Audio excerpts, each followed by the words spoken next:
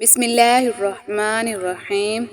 السلام علیکم محترم ناظرین، یہ واقعہ بنی اسرائیل کے دو بھائیوں کا ہے جن میں ایک مسلمان اور دوسرا کافر تھا۔ دونوں بھائی مچھلیوں کا شکار کیا کرتے تھے۔ کافر بھائی بتوں کی پوجا کرتا تھا اور اس کے جال میں مچھلیاں بھر کر آتی تھیں، جبکہ مسلمان بھائی جو اللہ کا عبادت گزار تھا کے جال میں اکثر صرف ایک مچھلی ہی آتی تھی۔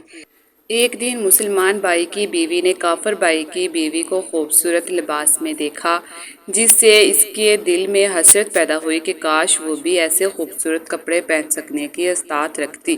کافر بھائی کی بیوی نے مسلمان بھائی کی بیوی کو مشورہ دیا کہ اگر وہ اپنے شوہر کو بتوں کی پوجا کرنے پر راضی کرے تو وہ بھی مالا مال ہو سکتی ہے اور اگر خوبصورت کپڑے پہن سکتی ہے۔ مسلمان بھائی کی بیوی نے یہ بات اپنے شوہر کے سامنے رکھی اور کہا کہ یا تو وہ طلاق دے دے یا بتوں کی پوجا کرے۔ مسلمان بھائی نے بیوی کو سمجھایا کہ ایمان کی دولت کے بعد کفر کی باتیں کرنا اللہ کے غضب کو دعوت دینے کے مترادف ہے۔ اس نے کہا کہ اللہ سے توبہ کرو اور اپنی خواہشات کو قابو میں رکھو، لیکن اس کی بیوی نے کہا کہ وہ ننگی پوچھی نہیں رہ سکتی اور دنیاوی آسائشات چاہتی ہے۔ شوہر نے صبر کا مظاہرہ کرتے ہوئے کہا، صبر کرو، میں کچھ کرتا ہوں۔ اس نے وعدہ کیا کہ وہ روزانہ 2 درہم کما کر لائے گا تاکہ اس کی بیوی اپنی خواہشات پوری کر سکے۔ شوہر نے مختلف جگہوں پر مزدوری کرنے کی کوشش کی، لیکن کوئی بھی اس کو کام پر نہ رکھ سکا۔ آخرکار وہ مایوس ہو کر گھر واپس آیا اور اپنی بیوی سے کہا کہ وہ بادشاہ کے ہاں نوکری کر رہا ہے اور اسے امید تھی کہ بادشاہ کچھ نہ کچھ ضرور دے گا۔ یہ کہہ کر وہ مچھلی پکڑنے کے لیے دریا کے کنارے گیا اور وہاں اللہ کی عبادت میں مشغول رہا۔ وہ دن رات اللہ کی عبادت کرتا، دعا کرتا اور رات کو نماز پڑھتا۔ 30ویں دن اس کی بیوی نے کہا کہ اگر وہ اسے کل تک مزدوری نہیں لا کر دے گا تو وہ اسے طلاق لے لے گی۔ یہ سن کر مسلمان بھائی نے ایک یہودی کے پاس جا کر اسے مزدوری کرنے کی درخواست کی۔